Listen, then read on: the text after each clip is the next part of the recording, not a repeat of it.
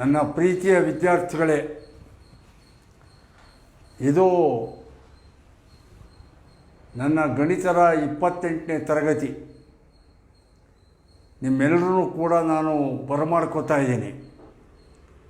28 ದಿನ ಪ್ರತಿದಿನ ಒಂದು ಗಂಟೆ ಆ ಲೆಕ್ಕದಲ್ಲಿ 28 ಗಂಟೆಗಳು ಹೋದರೆ ಇವತ್ತಿಂದು ಸೇರಿಕೊಂಡು 28 ಗಂಟೆ ನಾನು ನಿಮಗೆ ಗಣಿತದ ಪಾಠ ಹೇಳಿಕೊಟ್ಟಿದ್ದೀನಿ.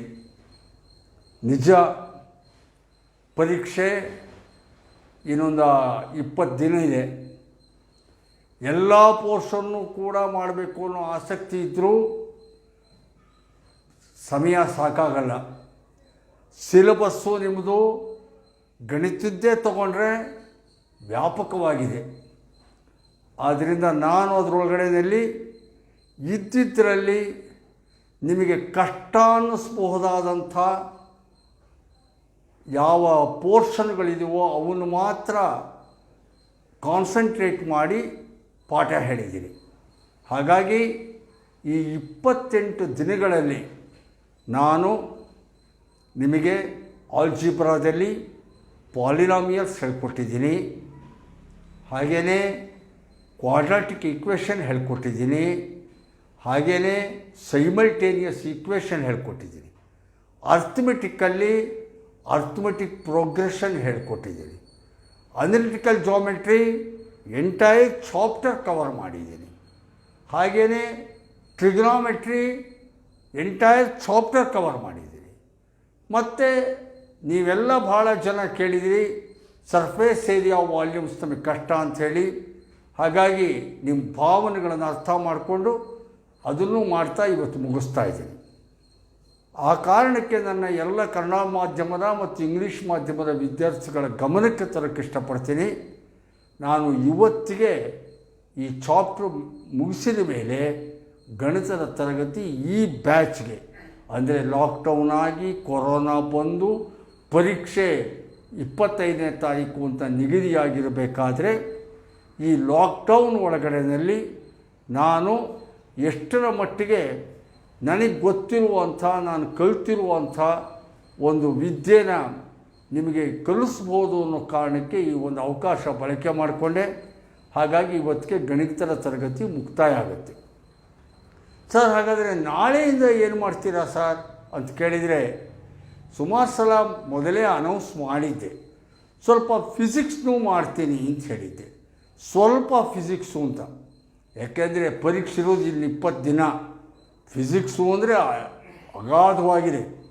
ನನಗೆ ಮೊನ್ನೆನೋ ಏನೋ ಮರ್ತಿದ್ದೀನಿ, ಸಿರಾ ತಾಲೂಕಿನ ಕಂಚಗಾನಹಳ್ಳಿಯಿಂದ ಒಬ್ಬಳು ಹೆಣ್ಣುಮಗಳು ದಿವ್ಯಾ ಅಂತ ನನಗೆ ಫೋನ್ ಮಾಡಿದ್ರು.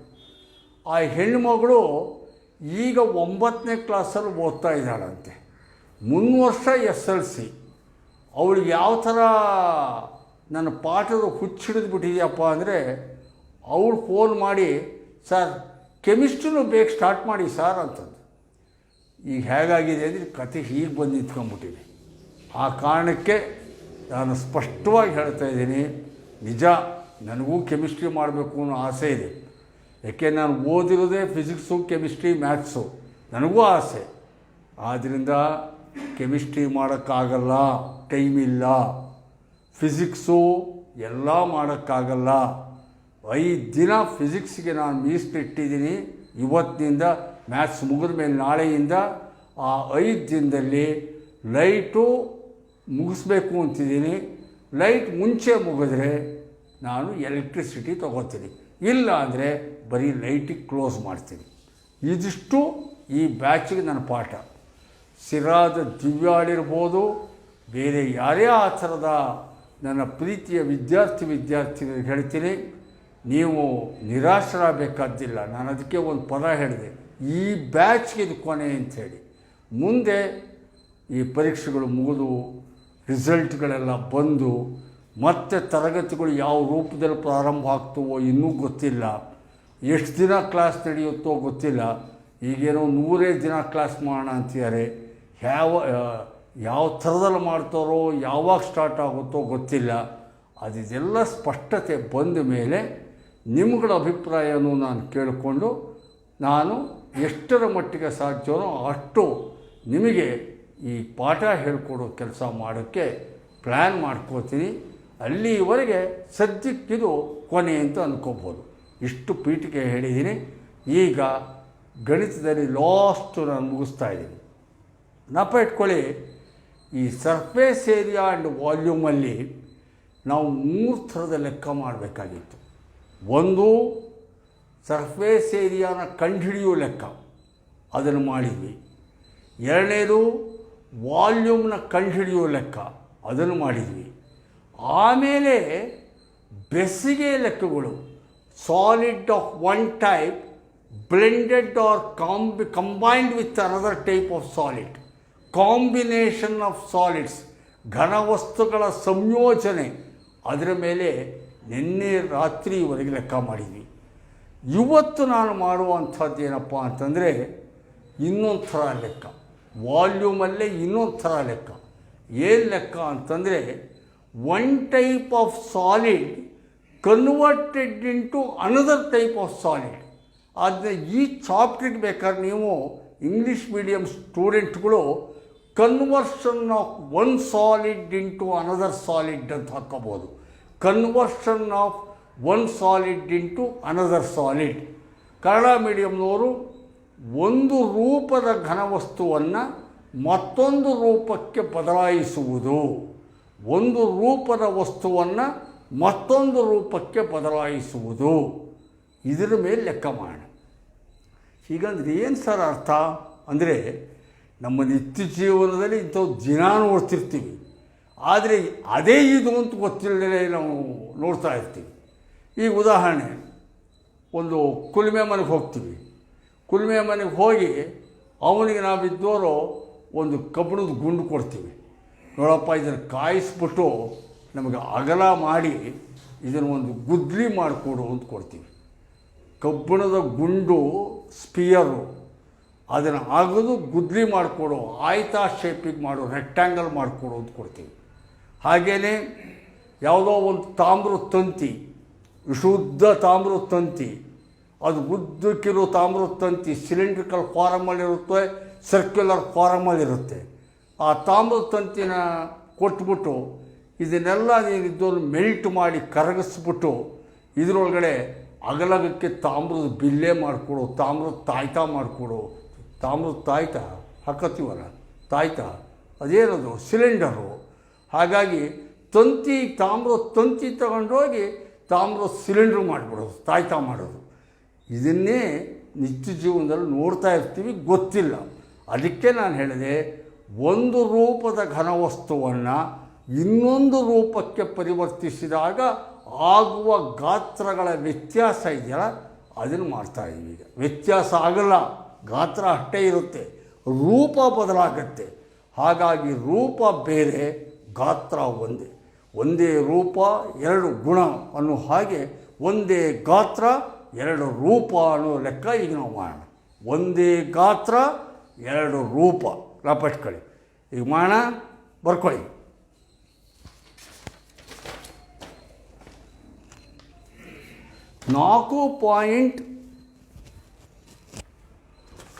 ಕನ್ನಡ ಮೀಡಿಯಮ್ನವರು 4.2 ಸೆಂಟಿಮೀಟರ್ ತ್ರಿಜ್ಯವುಳ್ಳ ಲೋಹದ ಗೋಳವನ್ನು ಕರಗಿಸಿ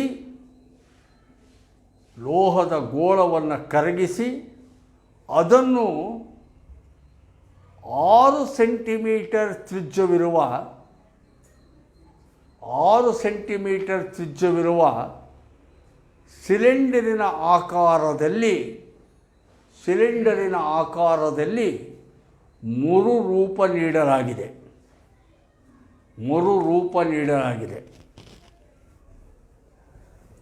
ಸಿಲಿಂಡರಿನ ಎತ್ತರವೆಷ್ಟು? English medium students, a metallic sphere of radius 4.2 centimeter is melted and recast into the shape of a cylinder of radius 6 centimeter. Find the height of the cylinder. ನೋಡ್ಕೊಳ್ಳಿ, ಇಲ್ಲಿ ಒಂದು ಸ್ಪಿಯರ್ ಇದೆ, ಗುಂಡು, ಅದರ ತ್ರಿಜ್ಯ ಕೊಟ್ಟಿದ್ದಾನೆ. ಎಷ್ಟು? 4 ಪಾಯಿಂಟ್ ಎಷ್ಟೋ ಕೊಟ್ಟಿದ್ದಾನೆ, 4.2 ಸೆಂಟಿಮೀಟರ್ ಸ್ಪಿಯರ್, ಗೋಳ. ಅದಕ್ಕೆ ರೇಡಿಯಸ್ ತಾನೇ ಕೊಟ್ಟರು, ತ್ರಿಜ್ಯ 4.2 ಸೆಂಟಿಮೀಟರ್. ಇದನ್ನು ಕರಗಿಸಿ ಮೆಲ್ಟ್ ಮಾಡಿ ಸಿಲಿಂಡರ್ ಮಾಡಿದಾನಂತೆ.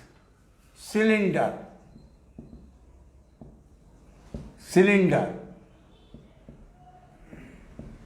ಆ ಸಿಲಿಂಡರ್ಗೆ ಆ ಸಿಲಿಂಡರ್ನ ರೇಡಿಯಸ್ ತ್ರಿಜ್ಯ, ಸಿಲಿಂಡರ್ನ ತ್ರಿಜ್ಯ ಅದೆಷ್ಟಿದೆ? ಅದು 6 ಸೆಂಟಿಮೀಟರ್. ಹಾಗಾದರೆ ಹೈಟ್ ಆಫ್ ಸಿಲಿಂಡರ್ ಕಂಡುಹಿಡೀರಿ. ಸಿಲಿಂಡರಿನ ಎತ್ತರ ಕಂಡುಹಿಡೀರಿ ಅಂತಾನೆ. ಸಿಲಿಂಡರಿನ ಎತ್ತರ ಎಷ್ಟು? ಸುಲಭ. ಸ್ಪಿಯರ್ನ ವಾಲ್ಯೂಮ್ ಕಂಡುಹಿಡ್ಕೊಳ್ಳಿ, ಸಿಲಿಂಡರ್ನ ವಾಲ್ಯೂಮ್ ಕಂಡುಹಿಡ್ಕೊಳ್ಳಿ. ಅದರಿಂದ ಇದನ್ನು ಮಾಡಿರೋದ್ರಿಂದ ಎರಡೂ ವಾಲ್ಯೂಮ್ಗಳು ಸೇಮು, ರೂಪ ಬೇರೆ, ಗಾತ್ರ ಒಂದೇ. ಹಾಗಾಗಿ ಇದ್ರ ಗಾತ್ರ ಈಕ್ವೇಟ್ ಮಾಡಿ ಕ್ಯಾಲ್ಕುಲೇಟ್ ಮಾಡ್ಕೋಬೋದು. ಹಾಗಾಗಿ ಈಗ ಫಸ್ಟು ವಾಲ್ಯೂಮ್ ಆಫ್ ಸ್ಪಿಯರ್, ಗೋಳದ ಗಾತ್ರ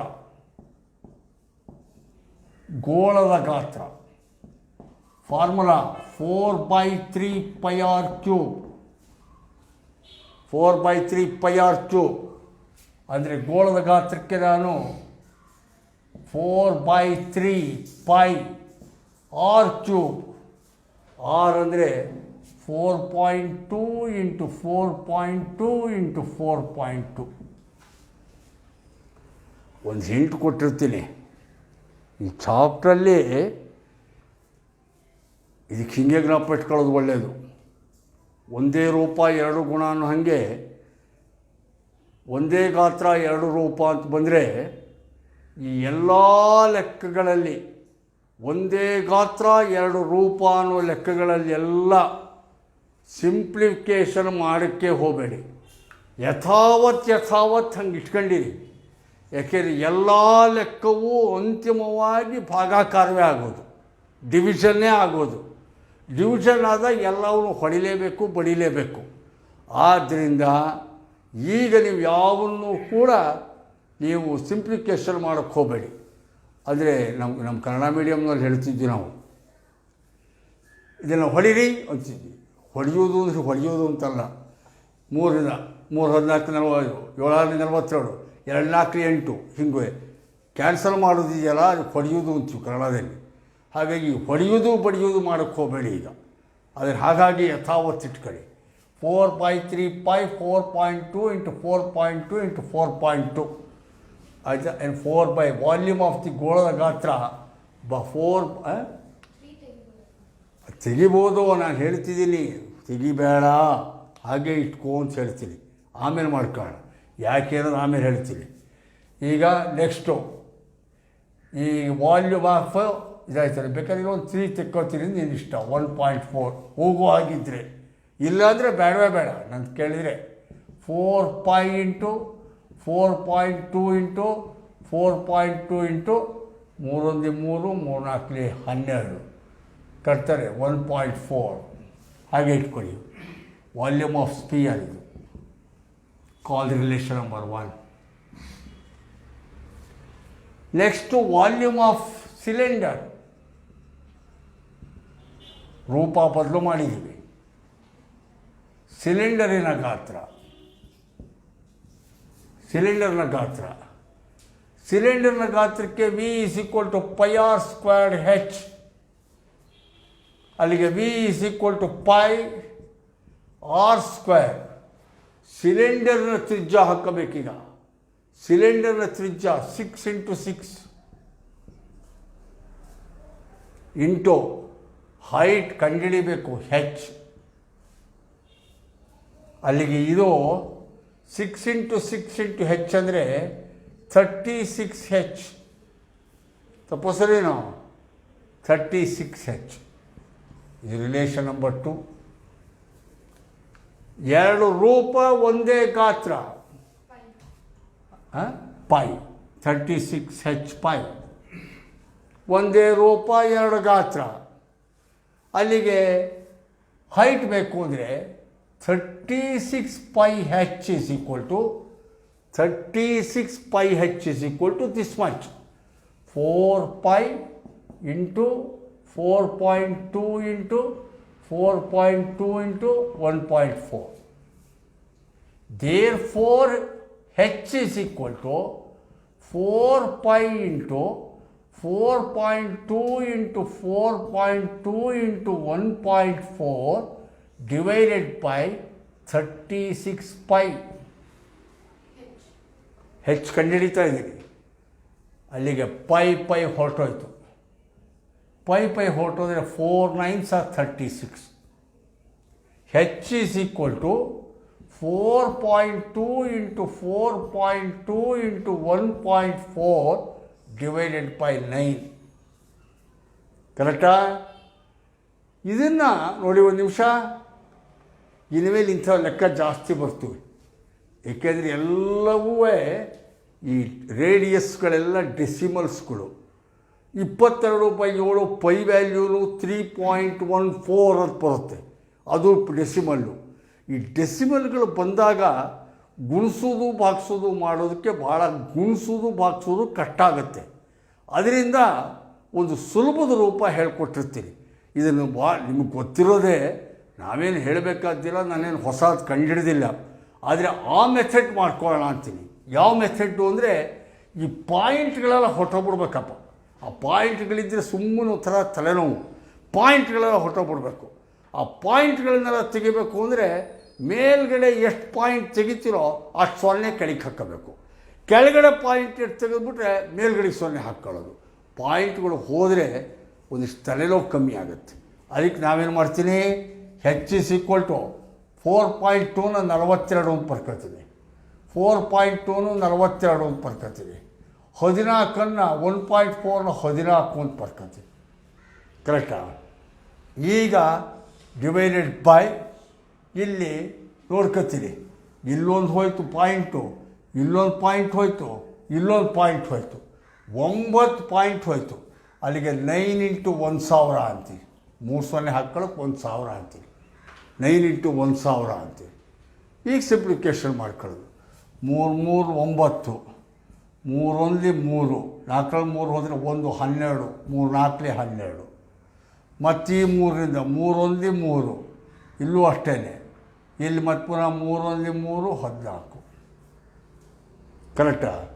14 × 14 196. 196 × 14. 4 24 4 2, 4 30 36 2 38 3 4 4 3 7, 1 6 6 1 9 1 1 4 8 6 14, 1 9 10 7 17, 1 1 2. ಕರೆಕ್ಟಾ? ನೋಡಿ, 4 24 2, 4 9 32 38 3, 4 4 3 7, 1 6 6 1 9 9 1 4 8 6 14, 1 8 1 7 1 2. ಕರೆಕ್ಟಾ? 2744/1000.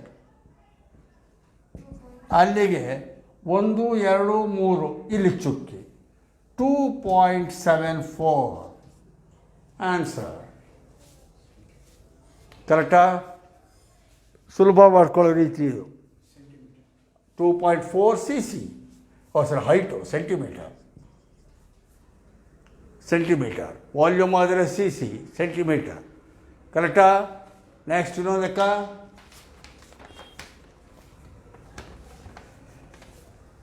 Metallic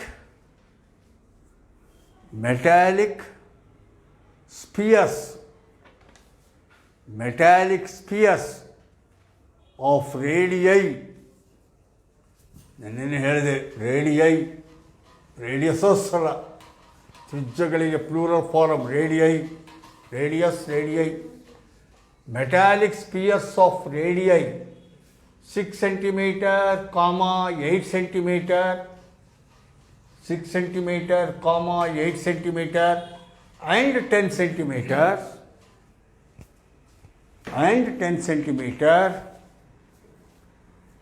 are melted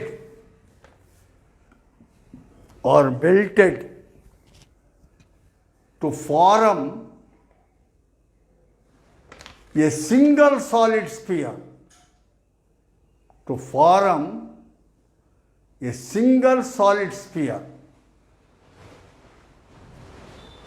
Find the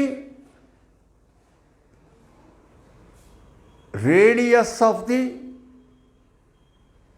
resulting sphere.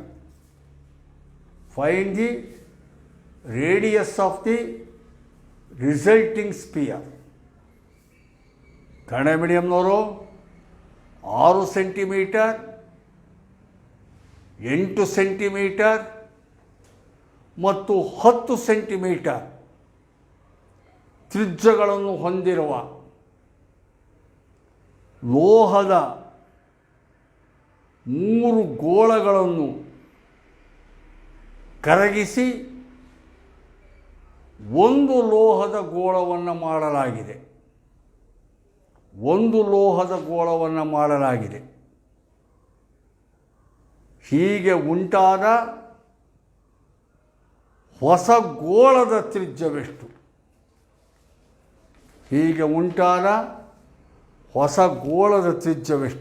ಇಲ್ಲಿ ನೋಡಿ, ಇಲ್ಲಿ 6 ಸೆಂಟಿಮೀಟ್ರದ್ದು ಒಂದು ತ್ರಿಜ್ಯ ಇರೋ ಗುಂಡಿದೆ, 8 ಸೆಂಟಿಮೀಟ್ರದ್ದಿದೆ, 3 ಗುಂಡಿದೆ. 3 ಕರಗಿಸಿ ಒಂದು ಗುಂಡು ಮಾಡಿಬಿಟ್ಟಿದ್ದೀವಿ. ಆ ಗುಂಡಿನ ತ್ರಿಜ್ಯ ಎಷ್ಟು ಅಂತಾನೆ.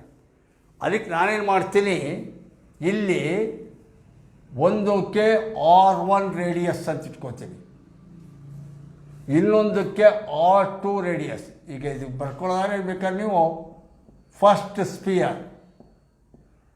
ಸ್ಪಿಯರ್ ಮೊದಲನೆಯ ಗುಂಡು ಅಥವಾ ಮೊದಲನೆಯ ಗೋಳ ತ್ರಿಜ್ಯ radius R1 6 centimetre. Second spear ಎರಡನೆಯ ಗೋಳ ತ್ರಿಜ್ಯ R2 8 ಸೆಂಟಿಮೀಟರ್. ಮೂರನೆಯ ಗೋಳ ಥರ್ಡ್ ಸ್ಪಿಯರ್ ಮೂರನೆಯ ಗೋಳ ತ್ರಿಜ್ಯ R3 10 ಸೆಂಟಿಮೀಟರ್. ನ್ಯೂ ಸ್ಪಿಯರ್ ಮೂರನ್ನು ಕರೆಕ್ಟ್ ಮಾಡಿದ ಮೇಲೆ ನ್ಯೂ ಸ್ಪಿಯರ್ ಹೊಸಗೋಳ ತ್ರಿಜ್ಯ ಕ್ಯಾಪಿಟಲ್ R ಕಂಡುಹಿಡಿಬೇಕು. ಕರೆಕ್ಟಾ? ಇಷ್ಟು ಬರ್ಕೊಂಡ್ಮೇಲೆ ಫಸ್ಟು ವಾಲ್ಯೂಮ್ಸ್ ಆಫ್ 3 ಸ್ಪಿಯರ್ಸ್, 3 ಗೋಳಗಳ ಒಟ್ಟು ಗಾತ್ರ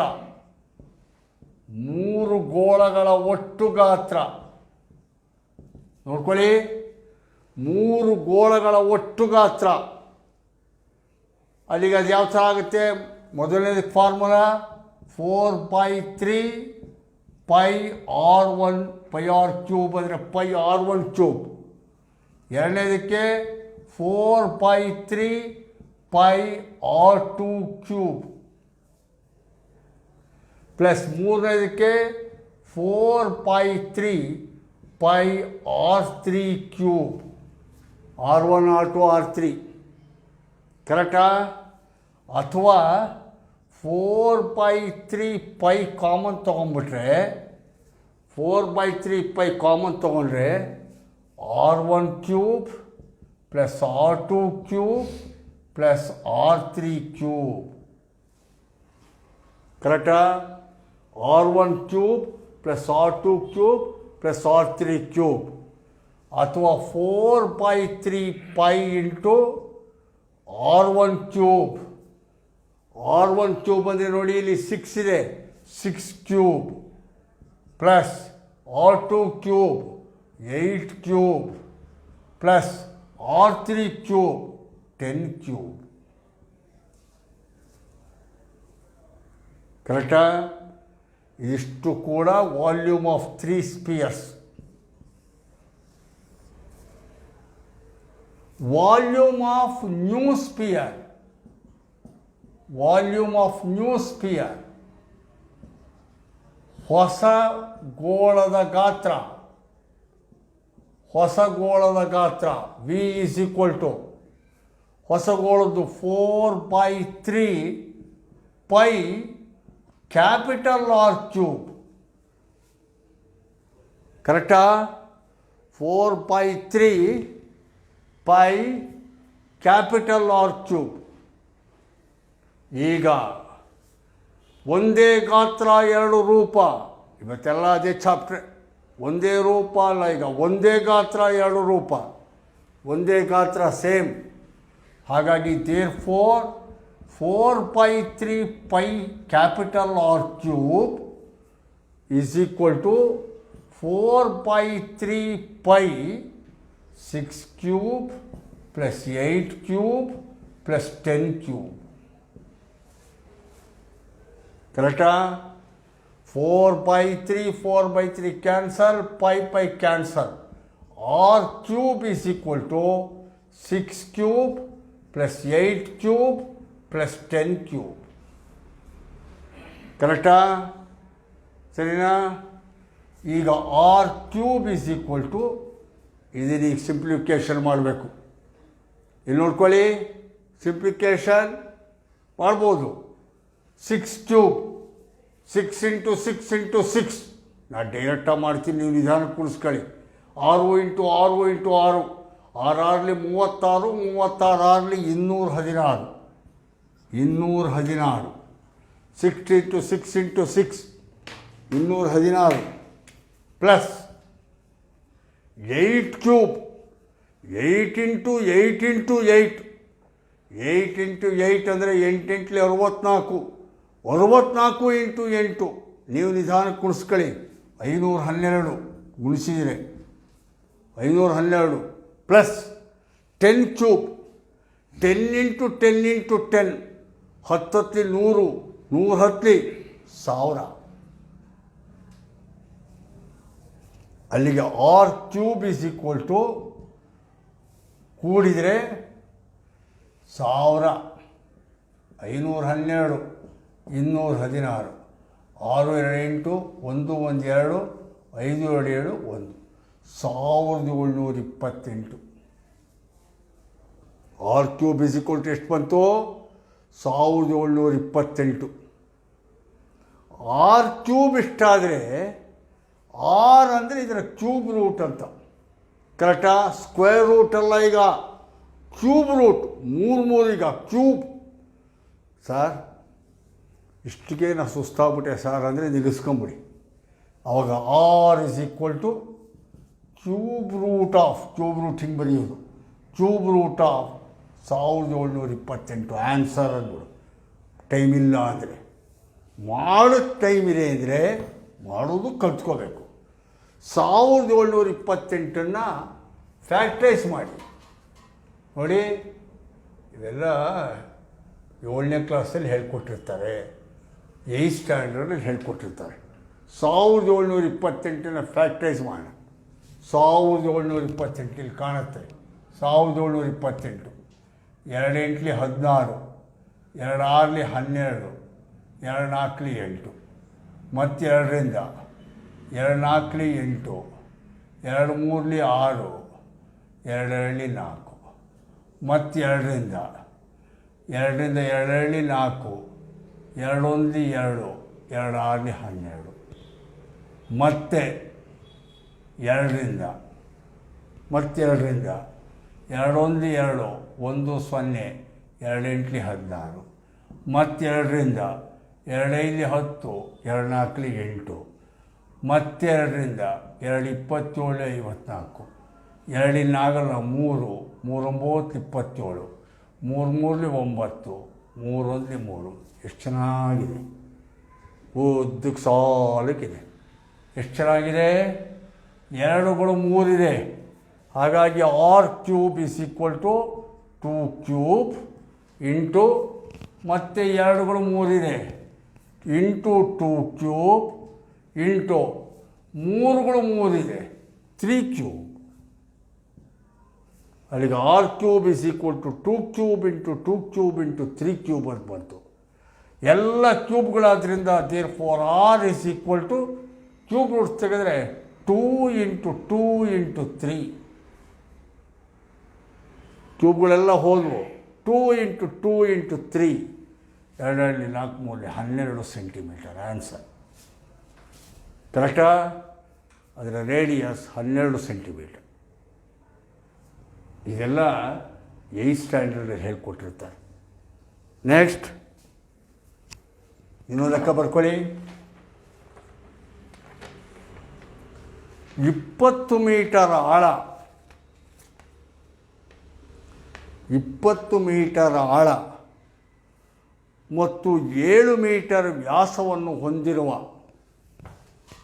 20 ಮೀಟರ್ ಆಳ ಮತ್ತು 7 ಮೀಟರ್ ವ್ಯಾಸವನ್ನು ಹೊಂದಿರುವ ಒಂದು ಬಾವಿಯನ್ನು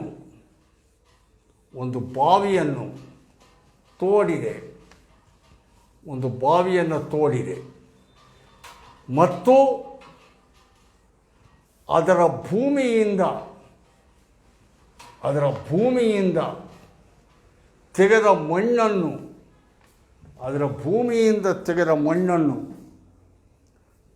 ಸಮವಾಗಿ ಹರಡಿ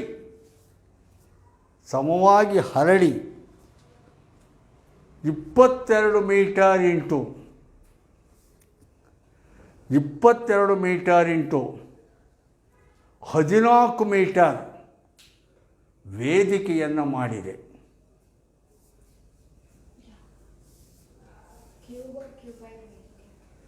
ವೇದಿಕೆ ಅಂತಂದರೆ ಅದು ಕ್ಯೂಬಾಯ್ಡ್. ವೇದಿಕೆಯನ್ನು ಮಾಡಿದೆ.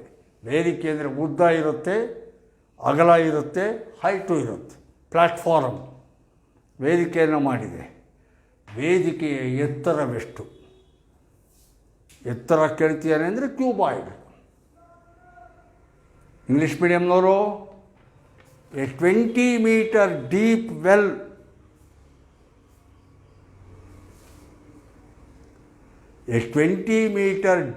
Well with diameter 7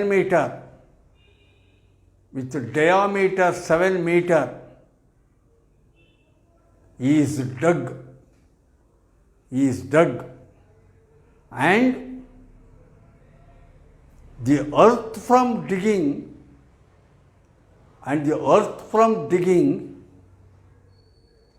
is evenly spread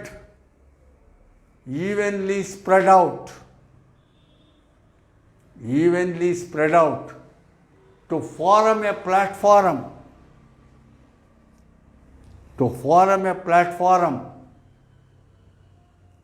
22 meter into 14 meter. 22 meter into 14 meter. Find the height of the platform.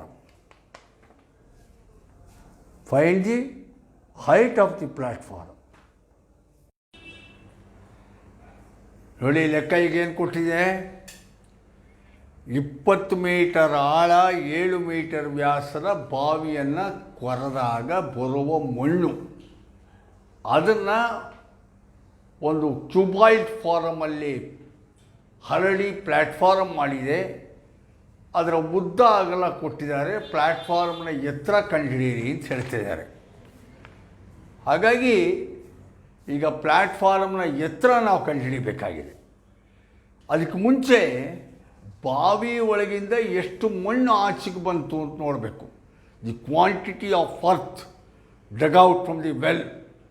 ಅದಕ್ಕೆ ಬಾವಿ ಸಿಲಿಂಡರ್ ಆದ್ದರಿಂದ ಇಲ್ಲಿ ಹೈಟ್ ಆಫ್ ದಿ ಸಿಲಿಂಡರ್, ಇಲ್ಲಿ ವೆಲ್ ಅಂದರೆ ಅದು ಸಿಲಿಂಡರ್ ಫಾರಮ್ಮು, ಹಾಗಾಗಿ ಹೈಟ್ ಆಫ್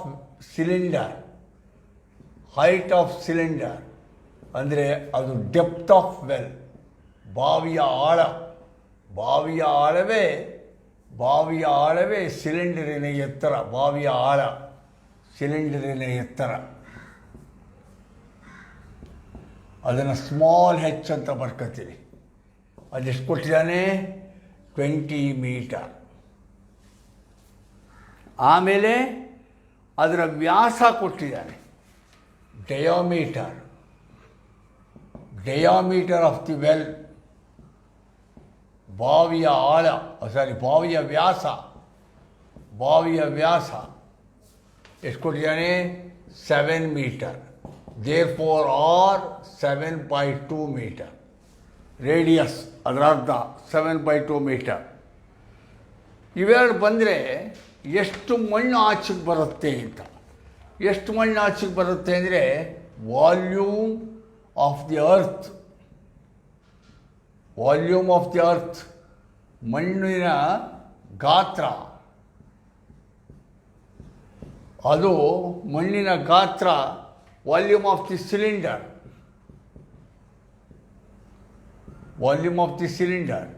ಸಿಲಿಂಡರಿನ ಗಾತ್ರನೇ. Formula πr²h. ಸಿಲಿಂಡರ್ಗೆ formula πr²h. π 22/7 into r² 7/2 into 7/2 into height 20. ಇದು 7 ಹೋಯಿತು.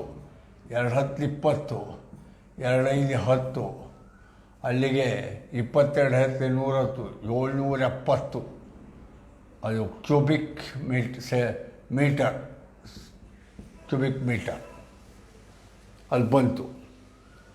ಈ 770 ಕ್ಯೂಬಿಕ್ ಮೀಟರ್ನ ಈಗ ನಾವು ಪ್ಲ್ಯಾಟ್ಫಾರಮ್ ಥರ ಹರಡಿದ್ದೀವಿ. ಹೀಗೆ ಪ್ಲ್ಯಾಟ್ಫಾರಮ್ ಮಾಡಿದ್ದೀವಿ. ಈ ಪ್ಲ್ಯಾಟ್ಫಾರಮ್ಮಲ್ಲಿ length 22 metre, breadth 14 metre. Height ಎಷ್ಟು ಅಂತಾರೆ? ಹೈಟ್ನ ಹೆಚ್ ಅಂತೀನಿ, ಕ್ಯಾಪಿಟಲ್ ಹೆಚ್ ಬರ್ಕೋತೀನಿ, ಕನ್ಫ್ಯೂಸ್ ಆಗ್ತದೆ ಇದಕ್ಕೆ. ಅಲ್ಲಿಗೀಗ ಪ್ಲ್ಯಾಟ್ಫಾರಮ್,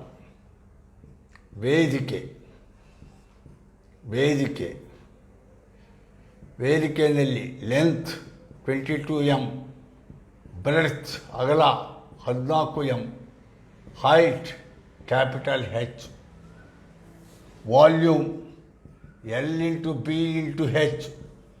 ಹಾಗಾಗಿ ಇಲ್ಲಿ volume is equal to L 22 into B 14 into capital H. ಇದು V, ಇದು ವಾಲ್ಯೂಮ್ ಪ್ಲ್ಯಾಟ್ಫಾರಮ್. ಇದು ಈ 770 ಎರಡು ಈಕ್ವಲ್ ಆಗಿರಬೇಕು. therefore 22 into 14 into H is equal to ಒಂದೇ ರೂಪಗಳು ಬೇರೆ, ಗಾತ್ರ ಒಂದೇ, 770. therefore H is equal to 770 divided by 22 into 14. 11ರಿಂದ 11 2 22, 11 7 77 0, 7ರಿಂದ 7 10 70, 7 2 14, 2ರಿಂದ 2 5 10, 5/2 2.5 ಮೀಟರ್. ಕರೆಕ್ಟಾ? ಇದು ಆ ಲೆಕ್ಕ. ಸರಿನಾ? ಈಗ ಇನ್ನೊಂದು ಲೆಕ್ಕ ಬರ್ಕೊಳ್ಳಿ. A container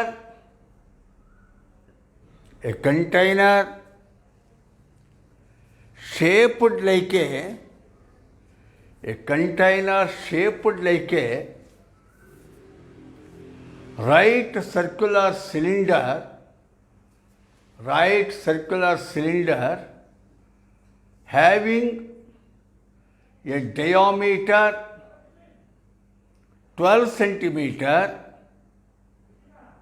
and height 15 centimeter is full of ice cream. Is full of ice cream. The ice cream is to be filled into cones of height 12 centimeter and diameter 6 centimeter, having a hemispherical shape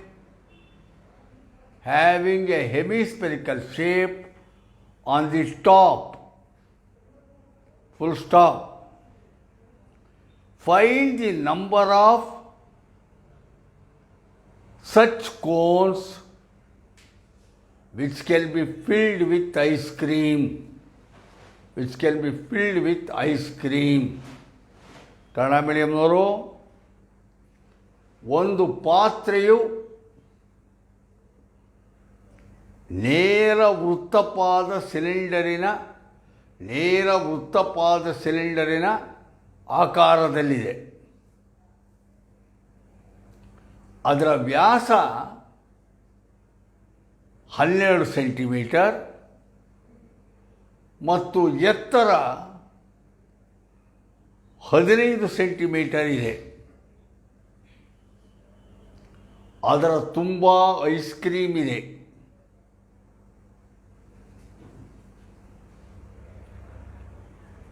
ಈ ice ಕ್ರೀಮನ್ನು 12 centimetre ಎತ್ತರ ಮತ್ತು 6 centimetre ವ್ಯಾಸವಿರುವ ಶಂಕುವಿನಲ್ಲಿ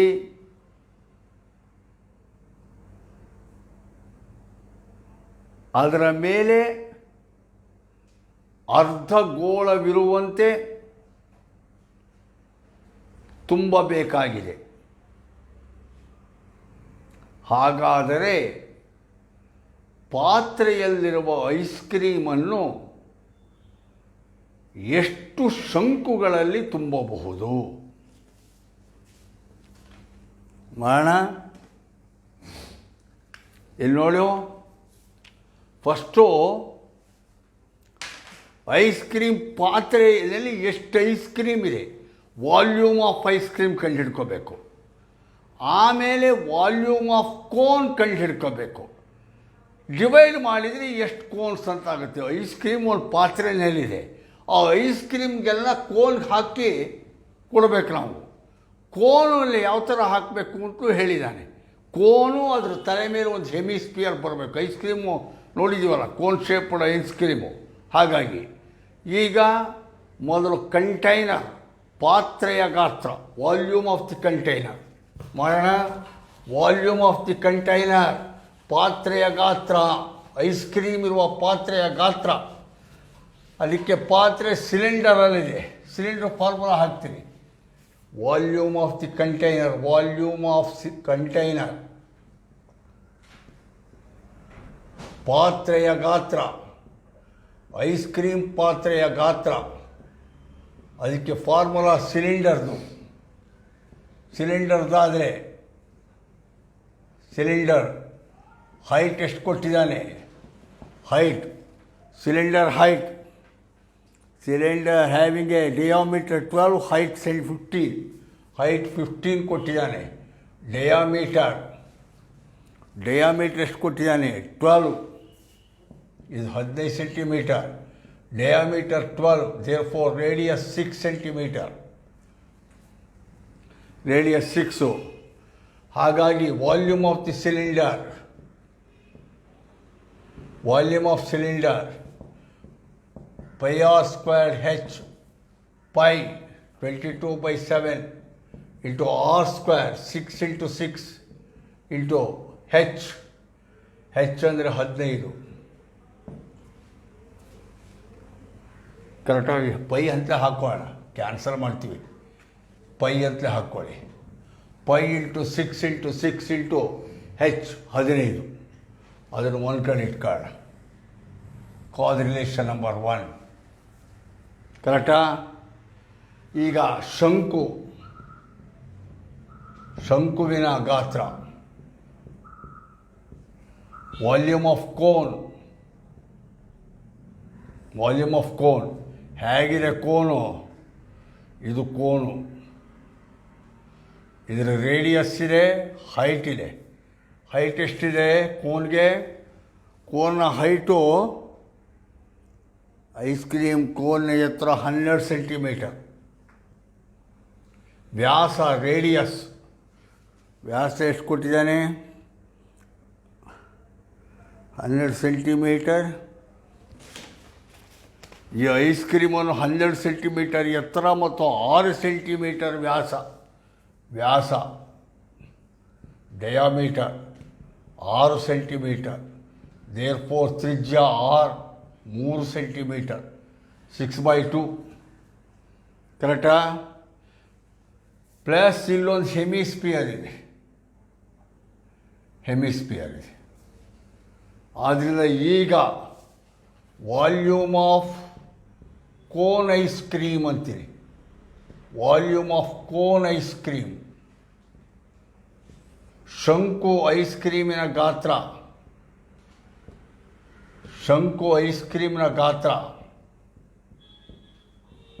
ಇದರೊಳಗಡೆ 2 ಇದೆ. ಶಂಕು ice cream ಗಾತ್ರದಲ್ಲಿ ಶಂಕುವಿನ ಗಾತ್ರ plus ಅರ್ಧಗೋಳದ ಗಾತ್ರ, ಇದ್ರ ಮೇಲೆ ತಲೆ ಮೇಲೆ ಅರ್ಧಗೋಳ ಬೇರೆ ಇದೆ. ಹಾಗಾಗಿ ಶಂಕುವಿನ ಗಾತ್ರ ಅಂದರೆ πr²h/3 ಪ್ಲಸ್ ಅರ್ಧಗೋಳ ಅಂದರೆ 2/3 πr³.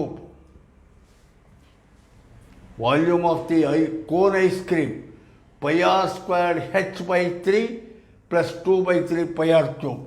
ಅಥವಾ V πr3 ಕಾಮನ್ ತೆಗಿತೀರಿ, πr/3 ಕಾಮನ್ ತೆಗಿತೀರಿ. πr² ತೆಗಿಬೋದು. πr² ಕಾಮನ್ ತೊಗೊಂಡ್ರೆ ಹೆಚ್ ಪ್ಲಸ್ ಇಲ್ಲಿ 2 ಉಳ್ಕೊಂತು, 3 ತೆಗೆದೀನಿ, ಪೈ ತೆಗೆದೀನಿ, r² ತೆಗೆದೀನಿ, r ಉಳಿತು. H plus 2r. ಅಥವಾ V πr². r ಅಂದರೆ 3 ಇಂಟು 3/3 ಇಂಟು ಹೆಚ್ ಅಂದರೆ 12 ಪ್ಲಸ್ 2r, 2 ಇಂಟು 3 6. ಅಥವಾ V 3 ಹೊರಟೋಯ್ತು, pi into 3 into 12r 18. V π into 3 into 18. ಇದು ಒಟ್ಟು ಪಾತ್ರೆಯಲ್ಲಿರುವ ಐಸ್ ಕ್ರೀಮು, ಇದು ಒಂದೊಂದು ಕೋನಲ್ಲಿ ತುಂಬಿರುವ ಐಸ್ ಕ್ರೀಮು. ಹಾಗಾಗಿ ದೇರ್ಫೋರ್ ನಂಬರ್ ಆಫ್ ಕೋನ್ಸ್, ಶಂಕುಗಳ ಸಂಖ್ಯೆ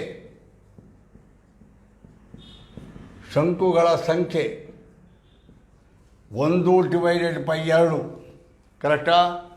1 ಅಂದರೆ π into 6 into 6 into 15 divided π into 3 into 18. Pi ಹೊರಟೋಯ್ತು, 3 6, ಆಮೇಲೆ 6 3 18, 3 5 15. ಆನ್ಸರ್ 10. ಕರೆಕ್ಟಾ? 5 10 ಆನ್ಸರ್. ಸರಿನಾ? ಈಗ ಇನ್ನೊಂದು ಲೆಕ್ಕ ಮಾಡ್ಕೊಂಬಿಡಿ, ಲಾಸ್ಟ್ ಲೆಕ್ಕ ಮುಗಿತಾ ಇದು. ಅರ್ಥ ಆಯ್ತಲ್ಲ? ಸುಲಭ. ಐಸ್ ಕ್ರೀಮಿನ ಪಾತ್ರೆ ಗಾತ್ರ, ಒಂದೊಂದು ಕೋನ್ ಐಸ್ ಕ್ರೀಮ್ ಗಾತ್ರ ಡಿವೈಡ್ ಮಾಡಿದ್ದೀರಿ. ನೆಕ್ಸ್ಟ್ ಒಂದು ಲೆಕ್ಕ ಬರ್ಕೊಳ್ಳಿ.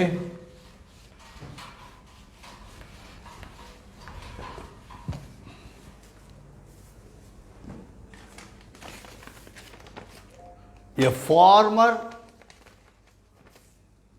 A farmer connects a pipe of internal diameter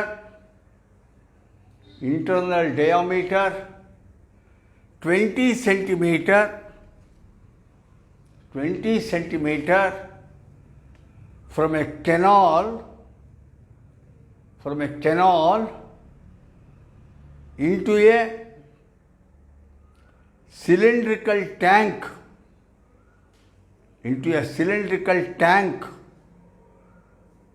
in his field which is 10 meter in diameter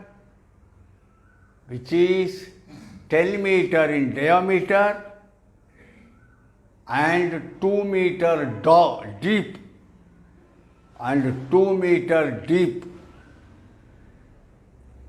full stop. If water flows through the pipe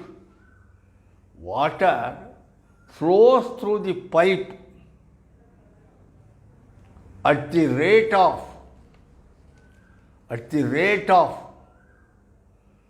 3 kilometer per hour,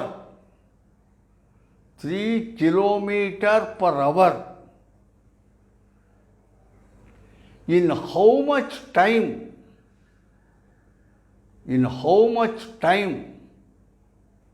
the tank will be filled?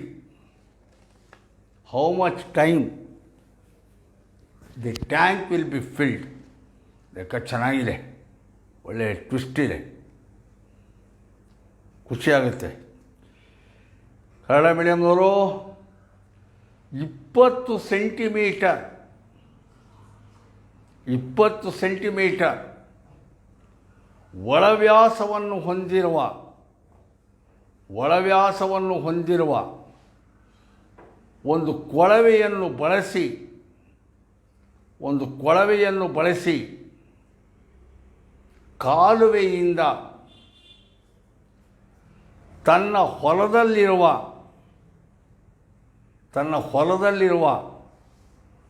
10 metre ವ್ಯಾಸ ಮತ್ತು 2 metre ಆಳ ಇರುವ ಸಿಲಿಂಡರಿನಾಕಾರದ ತೊಟ್ಟಿಗೆ ಒಬ್ಬ ರೈತ ನೀರು ಹರಿಸಿದ್ದಾನೆ. ಕೊಳವೆಯ ಮೂಲಕ ನೀರು ಗಂಟೆಗೆ 3 kilometre ವೇಗದಲ್ಲಿ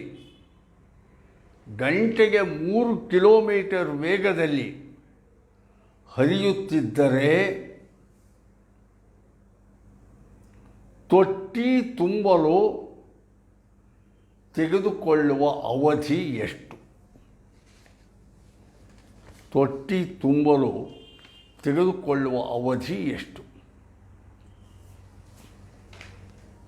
ಇಲ್ಲಿ ಒಂದು ತೊಟ್ಟಿ ಹೊಲದಲ್ಲಿದೆ.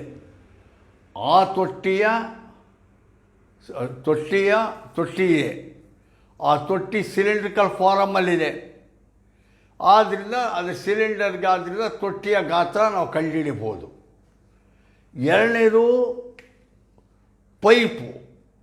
ಪೈಪಲ್ಲಿ ನೀರು ಬರ್ತಿರೋ ತೊಟ್ಟಿಗೆ. ಪೈಪ್ಗೆ ಯಾವ ಥರ ಕೊಟ್ಟಿದ್ದಾನೆ? ಪೈಪ್ಗೆ ಡಯಾಮೀಟರ್ ಕೊಟ್ಟಿದ್ದಾನೆ. Pipe is also nothing but A cylinder. Pipe ಕೂಡ ಸಿಲಿಂಡರ್, ಅದಕ್ಕೆ ರೇಡಿಯಸ್ ಇದೆ, ಡಯಾಮೀಟರ್ ಕೊಟ್ಟಿದ್ದಾನೆ. ಆದರೆ ಹೈಟ್ ಆಫ್ ದಿ ಪೈಪ್ ಕೊಟ್ಟಿಲ್ಲ. ಆದರೆ ಹೈಟ್ ಆಫ್ ದಿ ಪೈಪ್ ಯಾವ್ದು ತಗೋಬೇಕು ಅಂದರೆ ಆ ನೀರಿನ ವೇಗ ಕೊಟ್ಟಿದ್ದಾನೆ. ಎಷ್ಟು ಕೊಟ್ಟಿದ್ದಾನೆ? ನೀರು ಯಾವ ಸ್ಪೀಡಲ್ಲಿ ಬರ್ತಿದೆ? 3 ಕಿಲೋಮೀಟರ್ ಪರ್ ಅವರ್. 1 ಗಂಟೆಗೆ 3 ಕಿಲೋಮೀಟರ್ ಬರ್ತಾ ಇದೆ. 1 ಗಂಟೆಗೆ 3 ಕಿಲೋಮೀಟರ್ ಪೈಪಲ್ಲಿ ಬರ್ತಾ ಇದ್ದರೆ ಪೈಪೇ ಪೈಪೇ ಸಿಲಿಂಡರು, ಇದೇ ಪೈಪು, ಅರ್ಥ ಆಯ್ತಲ್ಲ. ಇದಕ್ಕೆ ರೇಡಿಯಸ್ ಇದೆ, ಡಯಾಮೀಟ್ರ್ ಕೊಟ್ಟಿದ್ದಾನೆ. ಹೆಚ್ಚಂದ್ರೆ ಏನು, 3 ಕಿಲೋಮೀಟರ್ ಪರ್ ಅವರ್ ಅಂತಾನಲ್ಲ, ಅದೇ ಇದರ ಹೈಟು ಹೆಚ್ಚು. ಅರ್ಥ ಆಯ್ತಲ್ಲ. ಅವರ್ ಅನ್ನೋದು 1 ಅವರ್ಗೆ 3 ಕಿಲೋಮೀಟ್ರ್ ಉದ್ದ ಇರುತ್ತೆ ಹೈಟು. ಆಮೇಲೆ ಟೈಮ್ ಕಂಡುಹಿಡಿಬೇಕು, ಇದನ್ನೇ ಉಪಯೋಗಿಸ್ಕೊಂಡು ನಾನು ಟೈಮ್ ಕಂಡುಹಿಡಿತೀನಿ. ಆದ್ದರಿಂದ ಈಗ ನಾನು ಮೊದಲಿಗೆ ಪೈಪಿಂದ ಕಂಡುಹಿಡಿತೀನಿ. ಅಲ್ಲಿಗೆ ವಾಲ್ಯೂಮ್ ಆಫ್ ಪೈಪಿನ ಗಾತ್ರ ಪರ್ ಅವರ್. ಇದು 1 ಗಂಟೆಗೆ ಪೈಪಿನ ಗಾತ್ರ, ನೀರಿನ ಗಾತ್ರ, ಪೈಪಿನಲ್ಲಿ ಬರುವ ನೀರಿನ ಗಾತ್ರ ಕರೆಕ್ಟಾಗಿ ಬರ್ಕೊಂಡ್ರೆ ಪೈಪಿನಲ್ಲಿ ಬರುವ ನೀರಿನ ಗಾತ್ರ, volume of water that comes out of the pipe. ಅದಕ್ಕೆ ಫಾರ್ಮುಲಾ ರೇಡಿಯಸ್ ಎಷ್ಟು ಕೊಟ್ಟಿದ್ದಾನೆ, ಪೈಪಿನ diameter, pipe of filter diameter 20 centimetre. 20 centimetre ಯೂನಿಟ್ಗಳು ಹಾಕ್ಕೊಳ್ಳಿ. ಕೆಲವು ಮೀಟ್ರಲ್ಲಿ ಇರ್ತವೆ, ಕೆಲವು ಕಿಲೋಮೀಟ್ರಲ್ಲಿ ಇದುವೆ. ಆ 20 ಸೆಂಟಿಮೀಟರ್ ಡಯಾಮೀಟರ್, ಇದು ಡಯಾಮೀಟರ್ 20. therefore radius 10 centimetre.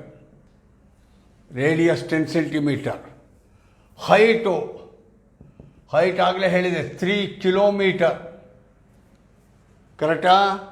ಅದನ್ನೇ ಪರ್ ಅವರ್ 1 ಅವರ್ಗೆ ಅಂತ ತೊಗೊಂಡಿದ್ದೀನಿ. 3 ಕಿಲೋಮೀಟರೇ ಹೈಟು ಕಿಲೋಮೀಟ್ರಲ್ಲಿದೆ, ರೇಡಿಯಸ್ಸು ಸೆಂಟಿಮೀಟರಲ್ಲಿದೆ. ಯಾವತ್ತೋ ದಿನ ಹೇಳಿದ್ದೆ, ಜ್ಞಾಪಕ ಇರಬೇಕು ನಿಮಗೆ. ಲೆಕ್ಕ ಮಾಡಬೇಕಾದ್ರೆ ಎಲ್ಲ ಕ್ವಾಂಟಿಟೀಸು ಒಂದೇ ಯೂನಿಟ್ಟಲ್ಲಿರಬೇಕು, ಒಂದೇ ಮಾನದಲ್ಲಿರಬೇಕು ಅಂತ. ಈಗ ಕಿಲೋಮೀಟರ್ನು ಸೆಂಟಿಮೀಟ್ರ್ ಮಾಡ್ಕೊಂಬಿಡ್ಬೇಕು. ಕಿಲೋಮೀಟರ್ನ ಸೆಂಟಿಮೀಟ್ರ್ ಮಾಡ್ಕೋಬೇಕು ಅಂದರೆ ನಿಮಗೆ ಮೆಟ್ರಿಕ್ ಸಿಸ್ಟಮ್ ಗೊತ್ತಿರಬೇಕು. ಯಾವ ಥರ, 1 kilometre is equal to 1000 metre. 1 kilometre ಅಂದರೆ 1000 ಮೀಟರ್.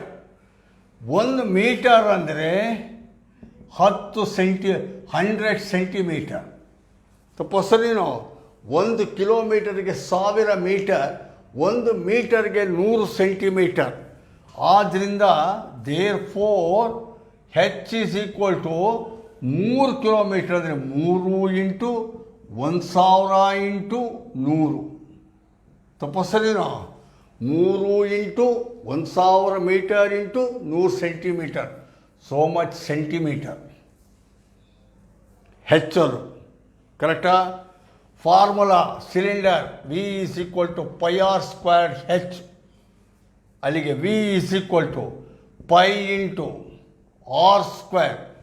R ಅಂದರೆ 10 ಇಂಟು 10, R ಅಂದರೆ 10 ಇಂಟು 10 ಇಂಟು 3 ಹೆಚ್ಚು 3 ಇಂಟು 1000 ಇಂಟು 100. ಕರೆಕ್ಟಾ? ಅಥವಾ V is equal to pi into ಇದು ಅನ್ನಷ್ಟನ್ನು ಗುಣಿಸಿದರೆ ನೋಡ್ಕೊಳ್ಳಿ, ನೋಡಿ, 3 × 3 ಸುಲಭ ಮಾಡೋದು. ಸೊನ್ನೆಗಳು 1 2 3 4 5 6 7 0. 1 2 3 4 5 6 7. ಕರೆಕ್ಟಾ? ಹೀಗೆ ಬೇಕಾದ್ರೂ ಬರ್ಕೊಂಡು ಕಾಲ್ ದಿ ರಿಲೇಷನ್ ನಂಬರ್ 1 ಅನ್ಬೋದು. ಅಥವಾ V is equal to pi into 3 into 10 to the power 7 ಅನ್ಬೋದು. ತಪ್ಪಸನೇನು, 7 0 ಬರೋದ್ರಿಂದ 3 ಇಂಟು 10 to the power 7, 3 ಮುಂದೆ 7 0, 3 ಇಂಟು 10 to the power 7 ಅನ್ಬೋದು. ಕರೆಕ್ಟಾ? ಇದು ಒಂದೇ, ಇದು ರಿಲೇಷನ್ ನಂಬರ್ 1. ಇದು ಪೈಪಿಂದಾಯಿತು. ಈಗ ತೊಟ್ಟಿ, ವಾಲ್ಯೂಮ್ ಆಫ್ ಟ್ಯಾಂಕ್, ತೊಟ್ಟಿಯ ಗಾತ್ರ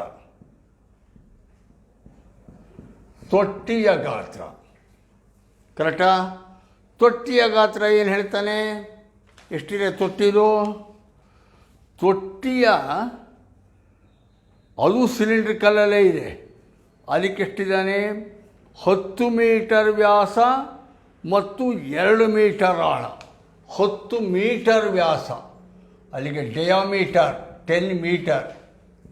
10 ಮೀಟರ್ ಅಂದರೆ radius 5 metre.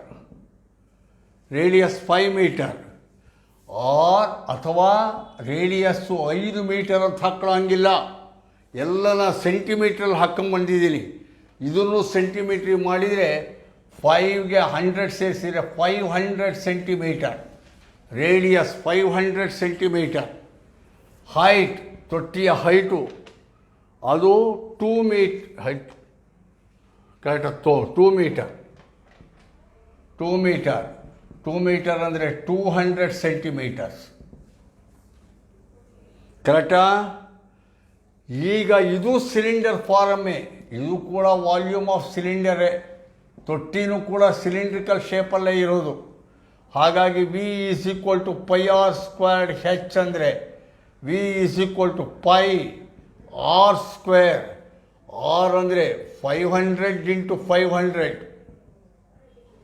500 × 500 into height 200. Height 200. ಅಥವಾ V = π ಇಂಟು ಗುಣಿಸ್ಕೊಂಡ್ರೆ 5 × 25, 25 2 50. 5 × 25, 25 2 50. 50 ಮುಂದೆ 2 0, 2 4 0, 4 0, 6 0. 1 2 3 4 5 6 0. ಕರೆಕ್ಟಾ? ಅಥವಾ V = π ಇಂಟು ಇದು 5 ಮುಂದೆ 1 2 3 4 5 6 7 0. 5 × 10⁻⁷. Relation number 2. ತಪ್ಪಸರು V = π × 5 × 10⁻⁷. ಇದು ತೊಟ್ಟಿಯ ಗಾತ್ರ.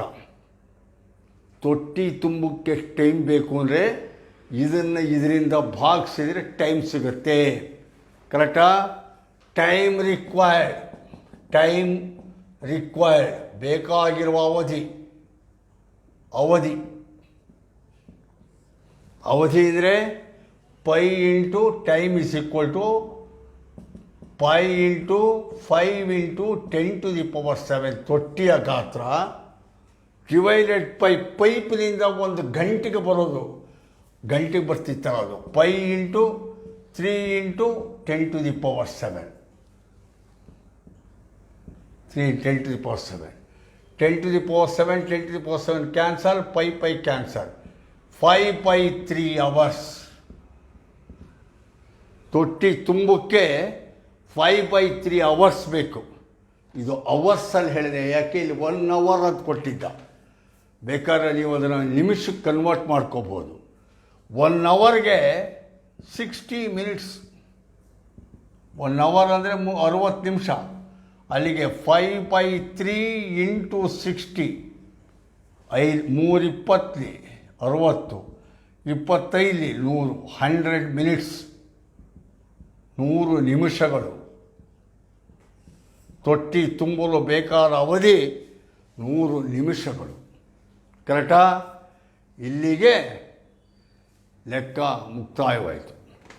ಘನಫಲದ ಮೇಲೂ ಗಾತ್ರದ ಮೇಲೂ ನಾವು ಲೆಕ್ಕನ ಮಾಡಿದ್ದೀವಿ. ಈಗ ನಾನು ನಾಳೆ ಶನಿವಾರ ಸಂಜೆ 7 ಗಂಟೆಗೆ ನಿಮ್ಮ ಭೇಟಿ.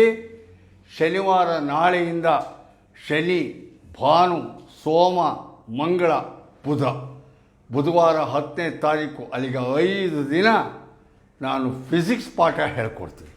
ಮ್ಯಾಥಮೆಟಿಕ್ಸನ್ನು ಇಲ್ಲಿ ಮುಗಿಸಿದ್ದೀನಿ.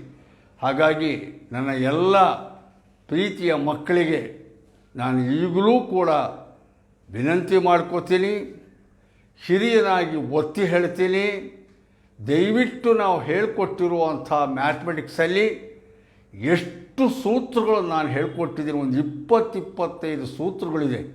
ಬೇಕಾದ್ರೆ ಒಂದು ಕಡೆಯಿಂದ ಪಟ್ಟಿ ಮಾಡ್ಕೊಂಬಂದ್ಬಿಡ್ಬೋದು, ಎಲ್ಲಿಂದ ಪಟ್ಟಿ ಮಾಡ್ಬೋದು. ಶ್ರೀಧರಾಸ್ ಫಾರ್ಮುಲಾದಿಂದ ಪಟ್ಟಿ ಮಾಡ್ಕೊಂಬರ್ಬೋದು.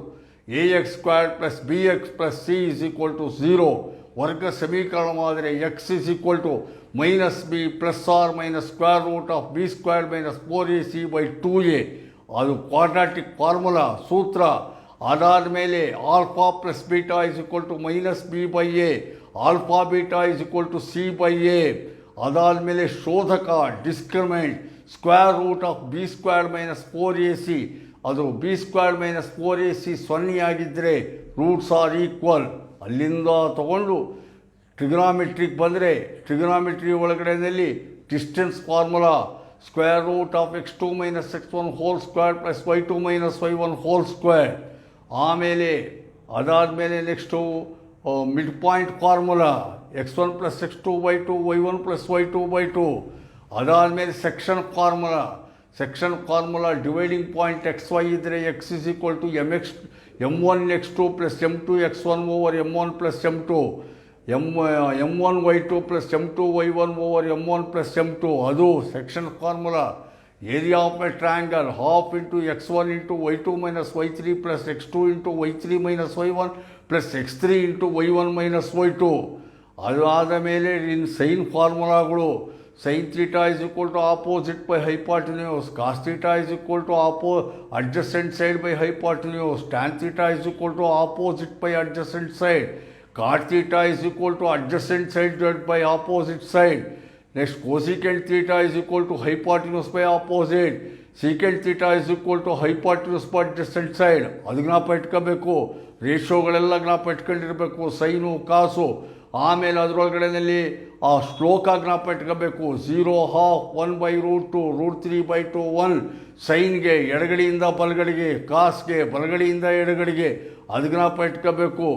ಐಡೆಂಟಿಟೀಸು sin² θ + cos² θ = 1, 1 + tan² θ = secant² θ, 1 + cot² θ = cosecant² θ. ಅದನ್ನು ಜ್ಞಾಪ ಇಟ್ಕೊಂಡಿರಬೇಕು. ಆಮೇಲೆ ಸೈನು ಕೋಸಿಕೆಂಟು ಉಲ್ಟಾ, ಕಾಸು ಸೀಕೆಂಟು ಉಲ್ಟಾ, ಕಾಟು ಟ್ಯಾನು ಉಲ್ಟಾ, ಅದು ಜ್ಞಾಪ ಇಟ್ಕೊಂಡಿರಬೇಕು.